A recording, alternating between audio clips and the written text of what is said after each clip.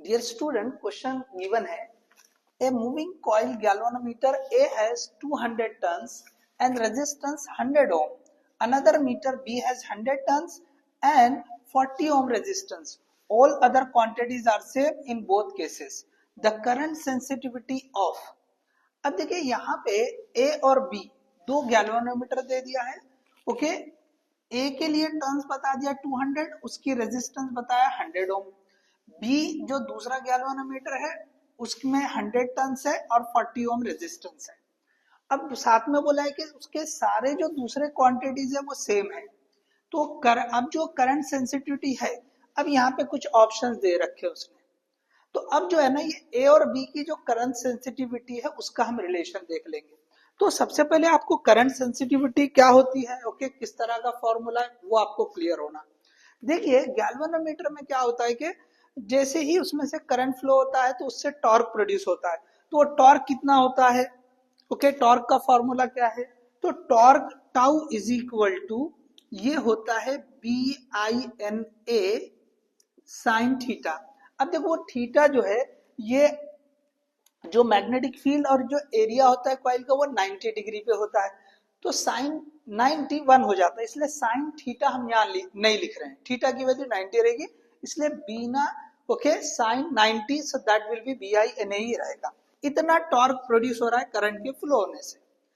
अब देखिए जब करंट फ्लो आना बंद होगा तो उसको वापस अपनी जगह लाने वाला रिस्टोरिंग टॉर्क वो कितना होता है. सो tau restoring that will B, okay, इतना ही होगा जितना ये टॉर्क करंट लगाएगा उतना ही रिस्टोरिंग टॉर्क रहेगा.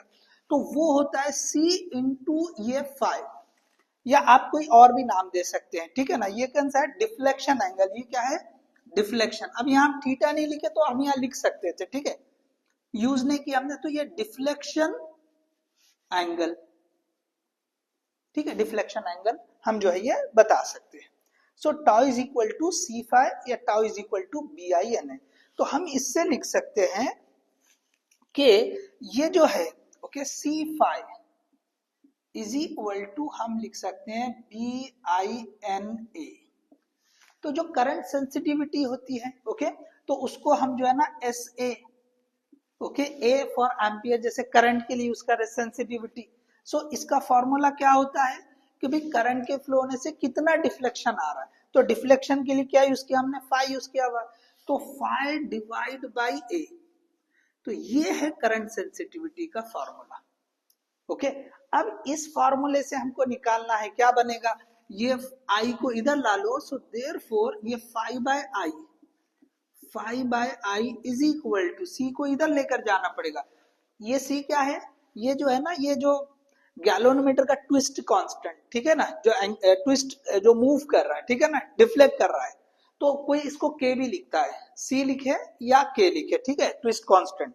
तो अब ये जो है ना 5/I इज इक्वल टू, ये I ले लिया तो इधर क्या हो जाएगा, ये BNA अपॉन C बोले. तो ये हमारे पास जो है करंट सेंसिटिविटी आ गई. So this is we have got current sensitivity, ठीक है, देख लिया. तो अब ये जो करंट सेंसिटिविटी है, ओके, तो इसमें अब प्रोपोर्शनलिटी देख लो. ये वाला देखो, रेजिस्टेंस अलग है और नंबर ऑफ टर्न्स अलग है. तो यहाँ तो रेजिस्टेंस आता ही नहीं. हाँ, अगर वोल्टेज सेंसिटिविटी देता तो फिर वहां पे रेजिस्टेंस का रोल होता था, ओके. लेकिन यहाँ पे जो है, जैसे ये करंट है ना, उसको हम V/R लिख सकते थे, ठीक है ना. तो V/R अगर वोल्टेज सेंसिटिविटी के हिसाब से वहां पे हम सब्स्टिट्यूट कर सकते थे. लेकिन यहाँ पे जो है ना, रेजिस्टेंस का रोल नहीं है. तो रेजिस्टेंस अलग अलग होने के बाद भी ये जो करंट सेंसिटिविटी है वो रेजिस्टेंस पे डिपेंड नहीं करेगी. ये किस पे डिपेंड करेगी, नंबर ऑफ टर्न्स पे. देखो ये सारे टर्म्स कांस्टेंट. तो यहाँ पे अगर मैं इसको इंडिकेट कर दूं, ओके, ये जो है ये सब कांस्टेंट है. So what I can write, this SA is directly proportional to number of turns. Current sensitivity directly proportional to number of turns है, ठीक है. अब देखो ये A जो है ना, ये गैल्वेनोमीटर का A नहीं है, ये सेंसिटिविटी जो है उसके लिए लिखा, करंट सेंसिटिविटी के लिए लिखा. अच्छा, इसको हम ऐसा कर लेते हैं, ये A भी गड़बड़ करेगा तो हम यहाँ I लगा देते हैं, SI, तो और ज्यादा इजी रहेगा. तो ये करंट सेंसिटिविटी, ठीक है. तो हमारे लिए आसान रहेगा। ये करंट सेंसिटिविटी आई लिख दिया, ठीक है। अब क्या करें हम, ए और बी की करंट सेंसिटिविटी लिखेंगे, तो S I A divide by S I B, so क्या हो जाएगा, number of turns in A divide by number of turns in B, so that will give N A कितना है तो 200 है और एन बी कितना है तो 100 है, so that will be equal to 2 by 1. So I can write sensitivity of A is equal to twice of sensitivity of B galvanometer. ये हमारे पास आ रहा है, ठीक है। सो देखो ये जो है ये हमारा आंसर है कि A की सेंसिटिविटी B से डबल है या ट्वाइस है, 2 टाइम्स है, ठीक है। अब यहाँ पे जो है ऑप्शंस में अगर देखेंगे, so B is double as that of B, sorry as that of A होना चाहिए, ठीक है ना। ये अब ये जो है A is 2.5 times of B, A is 5 times of B, B is 5 times of B, sorry A, okay, B is 5 times of A. तो देखो यहाँ तो ये आया ही नहीं है, ठीक है ना। तो यहाँ पे देखो ये जो ऑप्शंस है ना इसमें गड़बड़ है। चाहे तो यहाँ पे एक गड़बड़, ये इसको आप ये कर सकते हैं कि A is double of that B, ऐसे कर सकते हैं। इसको आप ए करो और यहाँ पे आप जो है ना बी कर दो, so A is double as that of B, ये जो है करेक्ट होगा।